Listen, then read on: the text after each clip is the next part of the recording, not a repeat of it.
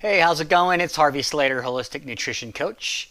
Today I'm going to show you how to make a basic Bieler's broth, which was originally a soup that you would make if you were going to go on a cleanse. It's very basic, but what I like about it is it's a great way to get a few good foundational vegetables into your body every day in a meal or two. And what I do is I show you how to do the basic version, which isn't super aesthetically wonderful, I'll be honest with you. It's more for cleansing. But then I do a modified version where you add a little bit of extra flavor and a little bit of extra protein and fats. So it's more of a complete meal. So then you can use this as an everyday solution for easy meal planning. You can switch up the vegetables. So I'm going to teach you how to do the original version, which is with green beans, zucchini, celery, and parsley. But you could do red pepper, carrot, and kale, or you could do, zucchini and tomato and potato. So you can kind of switch it up and just get different colors of vegetables into your body each week. So what we have to begin with is this is a pot of just boiling water. This is 1 quart of water. The original recipe for Bieler's broth does call for just water, but you can use a vegetable broth if you wanted to. And then I'm going to go ahead and just add 3 cut up medium zucchini. This is about 1 pound of fresh green beans that the stems have been removed, and I just cut them roughly. You don't have to make it fancy because this is all going to cook down and you're going to puree it eventually. So you don't have to do any fancy cutting. That's another reason I like this, because it's just super simple.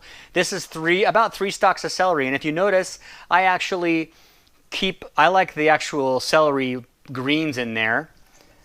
I like the flavor of them, and I just like getting a little more leafy nutrition into the broth.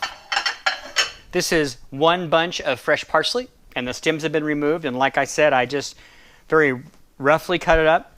Now this is going to seem like it's not, like it doesn't have enough water, but it should cook down and turn into more of a liquid. If it doesn't, then you can always add a little more water later, but we're just going to let that simmer for a little while.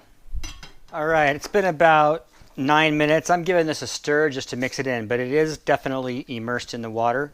It's just not quite tender enough, so we're going to let it go for maybe another 5 minutes or so. All right, so this has been going for about 15 to 20 minutes, and it's looking nice and tender.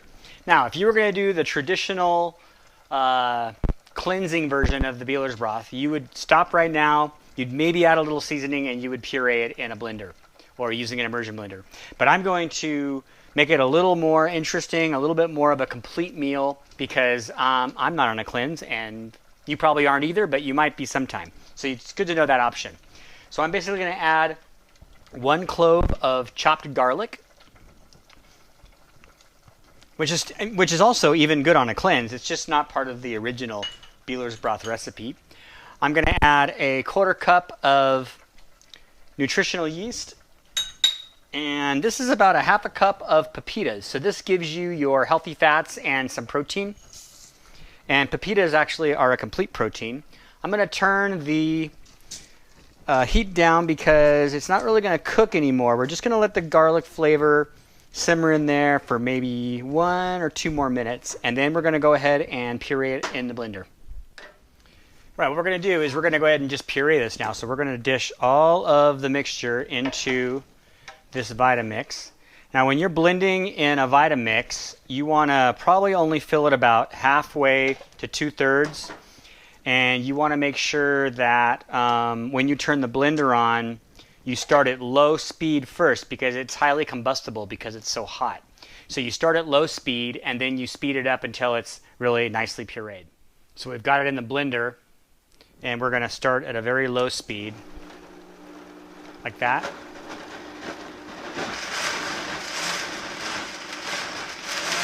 Then slowly increase it.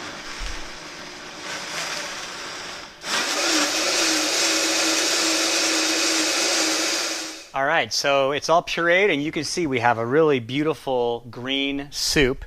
And because we put the pepitas in there, it's a little creamier because the oils and the fats in the nuts or the seeds actually give off a little bit of a creamy effect. So Typically, I noticed, I don't know if you noticed, but I haven't put salt or pepper in this yet. Sometimes when you make these complex vegetable dishes, it's good just to taste it with the vegetables alone and see what kind of great flavors you can get just out of the vegetables. If you feel like you need to add a little bit of seasoning, you can definitely do that. Just add, maybe a half a teaspoon at a time of sea salt and some fresh cracked pepper, like that. What else would be great in this would be some fresh grated nutmeg would be good in this, or probably some cumin would be good. I'm going to go ahead and mix it up with the seasoning in it. But then what you can do with this in your meal plan is you can just let this cool down, and then you can place it in jars. Probably about a pint would be good for a portion, or a couple pints would be good for a portion. And then you store it in your fridge. You can take it to work and heat it up, or you can even just drink it right out of the jar cold. And this is a really great nutrient-dense meal that also has some protein and some healthy fats in it. As you can see, I've been putting this in some jars, and that's how I'm going to enjoy it. I actually add a little lemon juice to mine as well. And, you can make these jars. These make great snacks. They make great little meals, and just goes to show that healthy does not have to be hard. So I hope you enjoy this and make it part of your regular meal planning routine. Later days. Bye for now.